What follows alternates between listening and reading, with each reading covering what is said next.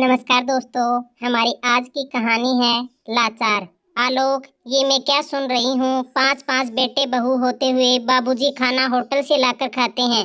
कितने शर्म की बात है। हमें तो सुनकर गड़ जाने का मन किया। जीजी, ऐसा किसने कहा आपसे? आलोक लाल जी सर झुकाए हुए बोले। तुम्हें क्या लगता है ऐसी बातें छिपती हैं किसी से? हमें तुम्हारे मोहल्ले के ही किसी व्यक्ति ने बताया है।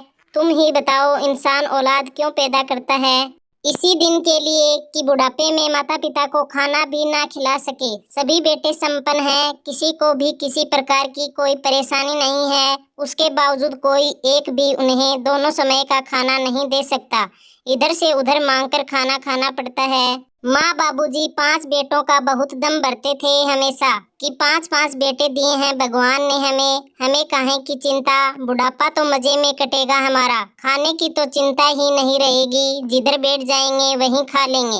एक ना एक तो हमें अपने पास रख ही लेगा। लेकिन देखो, वही बाबूजी माँ के ना रहने पर दाने दाने को मोहताज हैं और मारे मारे फिरते हैं। जब कोई बाहर वाला इस तरह से आकर बताता है तो हमें अपने आप पर शर्म आ जाती है।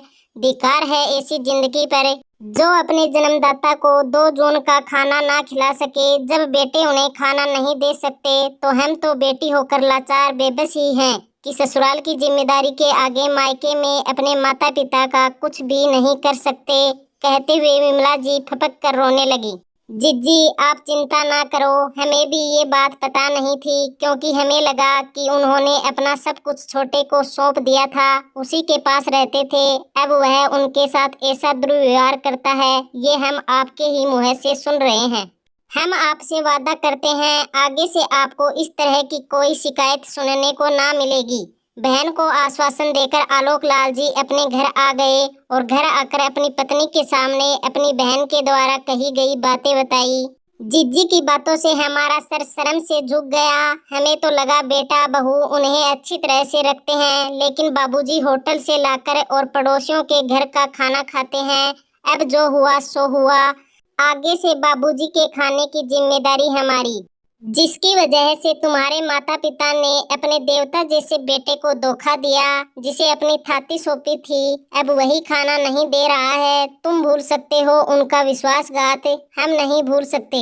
वो उन माता पिता में से हैं जो अपने सबसे छोटे बच्चे के मुँह में पड़कर बड़े बच्चे के साथ भेदभाव करते हैं। सुनिए जी, हमसे भी कोई उम्मीद मत रखिएगा। अब हम भी कोई बंधन में नहीं पड़ना चाहते। बाबूजी को खाना खिलाने के चक्कर में हम बंध जाएंगे।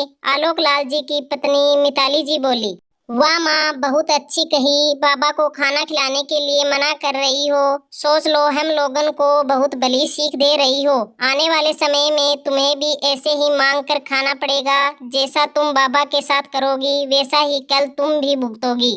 वहीं पास में बैठा अपने माता पिता की बातें सुन रहा उनका 20 वर्षीय पुत्र मदन बोला, बिल्कुल सही कहा बेटा तुमने। ये तो घर घर की कहानी है। तुम्हारी माँ की आंखें खोलने के लिए तुम्हारा ये कहना बहुत जरूरी था। तुमसे ना हो पाए तो हम बाप बेटे मिलकर अपने बाबूजी के लिए खाना बना दिया करेंगे, लेकिन अब उन्हें मांगकर खाना खाने नहीं देंगे। आखिर क्या उन्होंने सिर्फ छोटे बेटे को ही पैदा किया है? उनके प्रति हमारी कोई जिम्मेदारी नहीं है। उन्होंने जो किया सो किया, लेकिन हम कोई गलती नहीं करेंगे। हमें भी भगवान को मुँह दिखाना है। अगर हम भी वही करेंगे तो उनमें और हम में फर्क क्या रह जाएगा? पहले ही हमारे समाज में बहुत बदनामी हो चुकी है।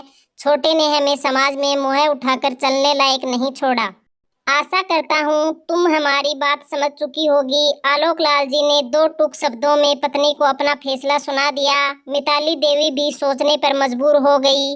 अब ये बाप बेटे मिलकर सब एक हो गए हैं, मेरी तो एक नहीं चलेगी।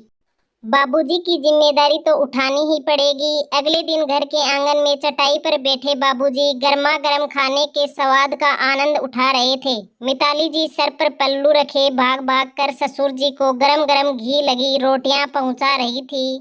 आज उनके चेहरे पर तृप्ति का भाव था, जिसे देखकर आलोक लाल और मदन भी खुश थे। धन्यवाद दोस्तों। तो दोस्तों, हमारी आज की कहानी कैसी लगी? अगर कहानी पसंद आई है तो लाइक, कमेंट, शेयर और चैनल को सब्सक्राइब जरूर कर लीजिएगा।